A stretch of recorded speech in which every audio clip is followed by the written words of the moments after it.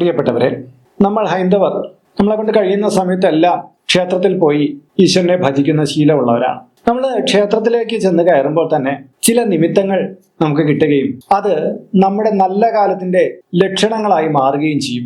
ഇതേക്കുറിച്ച് എത്ര പേർക്കറിയാം? അതെ, ലക്ഷണശാസ്ത്ര പ്രകാരം നമുക്ക് ക്ഷേത്രത്തിനകത്ത് കാണുന്ന പല കാഴ്ചകളും നമുക്ക് വരാനിരിക്കുന്ന പല സൗഭാഗ്യങ്ങളുടെയും ലക്ഷണമാണ്. ഇതുപോലെ തന്നെ ക്ഷേത്രത്തിനകത്തേക്ക് ചെന്ന് കയറുമ്പോൾ ചില ലക്ഷണങ്ങൾ കാണുമ്പോൾ നമ്മുടെ ജീവിതത്തിൽ ചില പ്രതിസന്ധികൾ വന്നുകൂടാനുള്ള സൂചനയും ഈശ്വരൻ നൽകുന്നുണ്ട്. അത് മനസ്സിലാക്കണം. നമ്മൾ ഇന്നിവിടെ നല്ല കാലത്തിന്റെ ലക്ഷണങ്ങളെ കുറിച്ചാണ് പറയുന്നത്. നമ്മൾ ക്ഷേത്ര അങ്ങോട്ട് കാലെടുത്ത് വയ്ക്കുമ്പോൾ അവിടെ തൊട്ട് അങ്ങോട്ട് ആ നിമിത്തം തുടങ്ങുകയാണ്.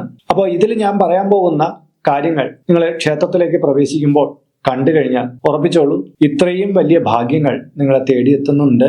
നിങ്ങൾക്ക് ഈശ്വരനെ മുറുകെ പിടിച്ചോളാം. ആ ക്ഷേത്ര സങ്കേതത്തിൽ തന്നെ നിങ്ങൾക്കുള്ള ഐശ്വര്യം ഒളിഞ്ഞിരിപ്പുണ്ട് എന്നെല്ലാം മനസ്സിലാക്കാം.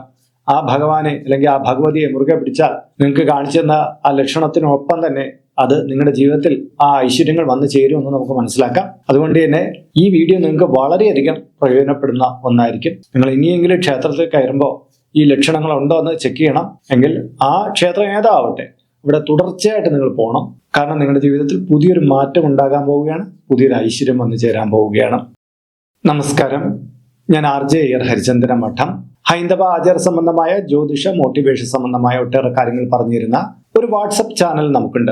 ഇതിന്റെ കീഴെ കമന്റ് ബോക്സിലും ഡിസ്ക്രിപ്ഷൻ ബോക്സിലും അതിന്റെ ലിങ്ക് കൊടുത്തിട്ടുണ്ട്. അതിലൂടെ ആ ചാനൽ പ്രവേശിച്ചാൽ നിങ്ങളുടെ പിറന്നാളിന്, നിങ്ങളുടെ കുടുംബ അംഗങ്ങളുടെ പിറന്നാളിന് സൗജന്യമായിട്ട് പുഷ്പാഞ്ജലി അർച്ചനകൾ നടത്തി കിട്ടുന്നതാണ്.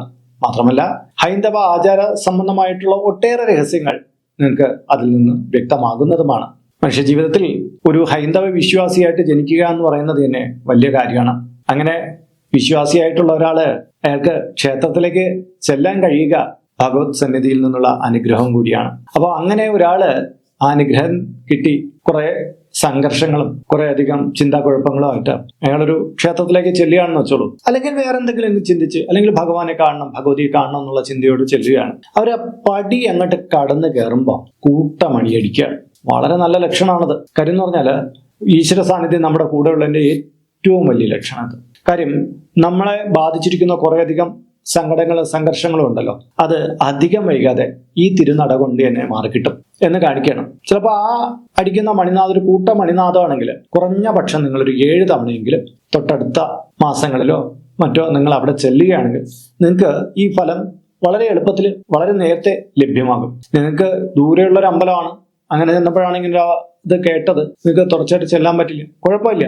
ഒരല്പം വൈകിട്ടാണെങ്കിൽ നിങ്ങൾക്ക് ആ കിട്ടാനുള്ള കാര്യങ്ങൾ നേടിയെടുക്കാൻ പറ്റും. കഴിയുന്ന തൊട്ടടുത്ത അമ്പലമാണെങ്കിൽ നിങ്ങൾ തുടർച്ചയായിട്ട് അവിടെ ചെല്ലുകയും വേണം എന്നുള്ളതാണ്.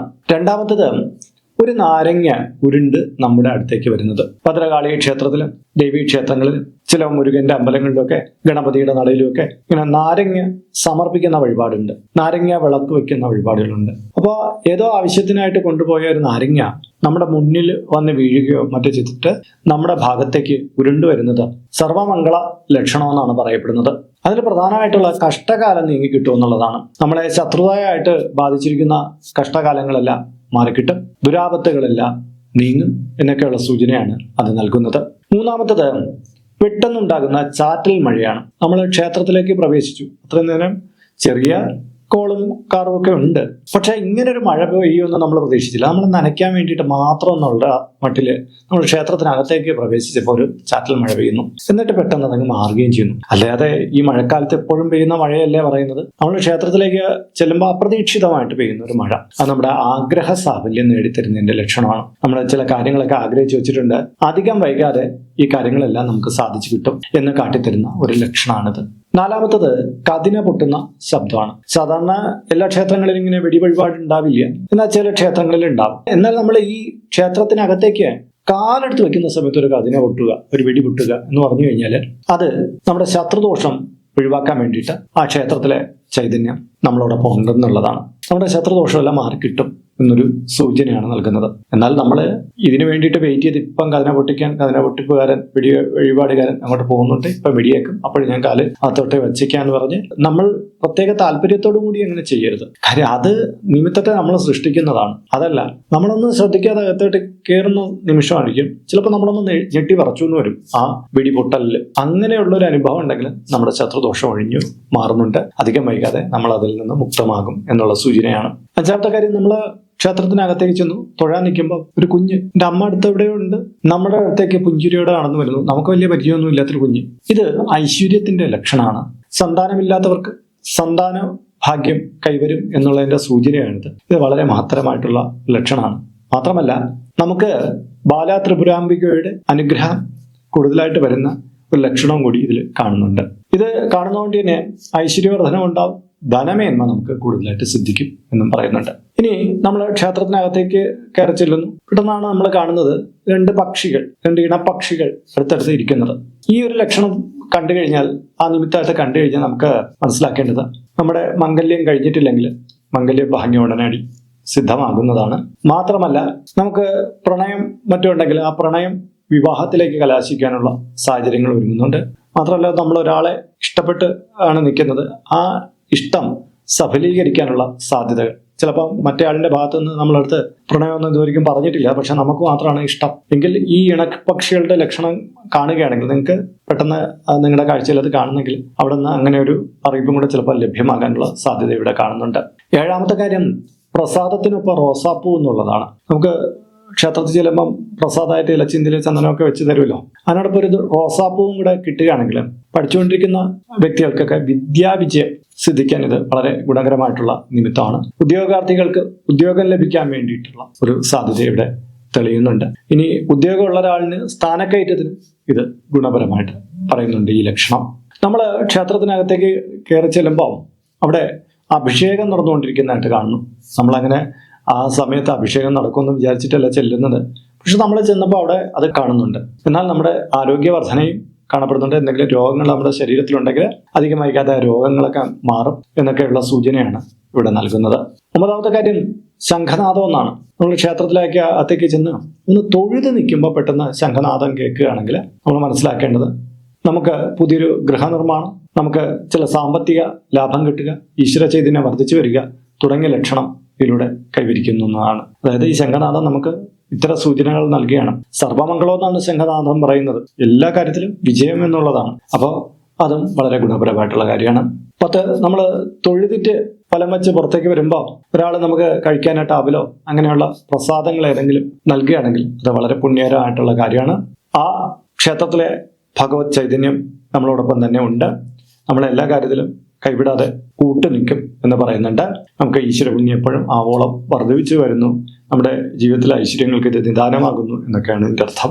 11ാമത്തെ കാര്യം, നമ്മൾ ക്ഷേത്രത്തിനകത്ത് തൊഴുതിക്കുമ്പോൾ, പ്രത്യേകിച്ച് ശാസ്താക്ഷേത്രം, ഹനുമാൻ ക്ഷേത്രം, ശിവക്ഷേത്രമായിട്ടുള്ള ബന്ധപ്പെട്ടാണ് കേട്ടോ. നമ്മൾ തൊഴുത് നിന്നിട്ട് പുറത്തേക്ക് വരുമ്പോൾ പെട്ടെന്ന് ഒരു കാക്ക വന്ന് നമ്മുടെ തലയ്ക്ക് മുകളിൽ വന്ന് ചുറ്റിയിട്ടങ്ങ് കടന്നു പോകുന്നതായിട്ട് നമ്മളൊരു ലക്ഷണം കണ്ടു കഴിഞ്ഞാൽ നമ്മുടെ ബാധിച്ചിരിക്കുന്ന ശനി കൽമഷ ദോഷങ്ങളൊക്കെ അകന്നു പോകുന്നതിന്റെ സൂചനയാണ്. കുറച്ചധികം പ്രശ്നങ്ങൾ ശനി ഉണ്ടെങ്കിൽ നമുക്ക് ജീവിതത്തിൽ വന്നുകൂടുമല്ലോ. അതിന്റെയൊക്കെ തോത് വളരെ കുറയാനും നമ്മുടെ ജീവിതം കുറച്ചുകൂടി അഭിവൃദ്ധി ഉണ്ടായി വരാനും ഇത് കാരണമാകും എന്ന് പറയുന്നുണ്ട്. ഇതുപോലെ തന്നെ ശ്രീകൃഷ്ണ പരുന്ത് തലയ്ക്ക് മുകളിൽ വട്ടോട്ട് കറങ്ങി കഴിഞ്ഞാൽ സർവമംഗളം എന്നാണ് അതിനും പറയുന്നത്. ഭഗവാൻ മഹാവിഷ്ണു കൃഷ്ണന്റെയൊക്കെ ഐശ്വര്യം നമ്മളോടൊപ്പം എപ്പോഴും ആ ചൈതന്യം കൂടെയുണ്ട് എന്നുള്ള സൂചനയാണിത്. 12ാമത്തെ ലക്ഷണമാണ്, അത് വ്യക്തിപരമായിട്ടുള്ള ലക്ഷണമാണ് കേട്ടോ. നമ്മൾ ക്ഷേത്രത്തിനകത്തേക്ക് ചെല്ലുമ്പോൾ അവിടെ ഇരിക്കുന്ന മേൽശാന്തി ക്ഷേത്രത്തിനകത്ത് പൂജയ്ക്ക് കയറാൻ പോവുകയാണ്.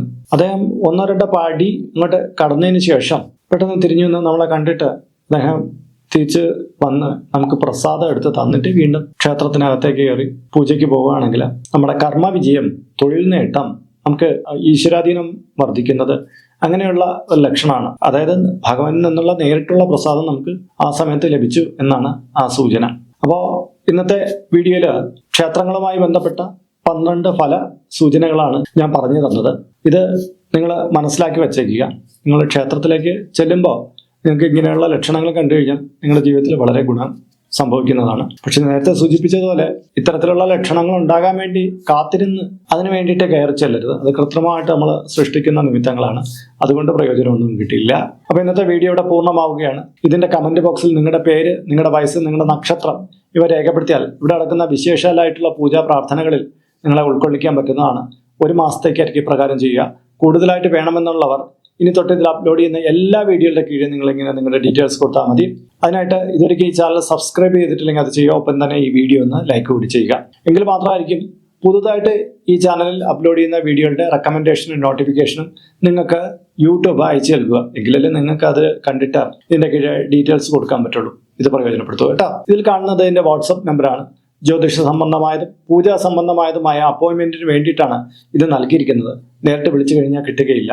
നിങ്ങളുടെ പേര്, നിങ്ങളുടെ സ്ഥലം ഇവ രേഖപ്പെടുത്തിയ വാട്സപ്പിലൂടെ മെസ്സേജ് ചെയ്യുക. അപ്പോൾ അഡ്മിൻ ഒരു മാർഗ്ഗനിർദ്ദേശം അയച്ചു നൽകുന്നതാണ്. ആ മാർഗ്ഗനിർദ്ദേശം അനുസരിച്ച് അപ്പോയിൻമെന്റ് എടുത്തിട്ട് വിളിക്കാവുന്നതാണ്. നമ്മളിപ്പോൾ ഒരു സ്റ്റോർ യൂട്യൂബിൽ ആരംഭിച്ചിട്ടുണ്ട്. ഹൈന്ദവ ധർമ്മം അനുസരിച്ച് ജീവിക്കുന്നവർക്ക് പൂജാ കാര്യങ്ങളുമായിട്ട് ബന്ധപ്പെട്ട ചില കാര്യങ്ങളൊക്കെ മേടിക്കണമെന്നുണ്ടായിരിക്കും. അപ്പോൾ അങ്ങനെയുള്ള കാര്യങ്ങൾ നിങ്ങൾക്ക് ഓൺലൈനായിട്ട് എടുക്കാൻ പറ്റുന്ന ഒരു സ്റ്റോറാണിത്. താല്പര്യമുള്ളവർക്ക് അതിൽ പോയിട്ട് അതിൻ്റെ വിലയൊക്കെ നോക്കിയിട്ട് നിങ്ങൾക്ക് താല്പര്യമുണ്ടെങ്കിൽ അതിൽ നിന്ന് മേടിക്കാവുന്നതാണ്. ഇങ്ങനെ നോക്കിയാൽ മതിയാകും. അപ്പോൾ മറ്റൊരു വിശേഷമായിട്ട് വീണ്ടും കണ്ടുമുട്ടും വരെ എല്ലാവർക്കും നമസ്കാരം. നിങ്ങളുടെ സ്വന്തം RJ ഹരിചന്ദ്ര മഠം. നമസ്തേ.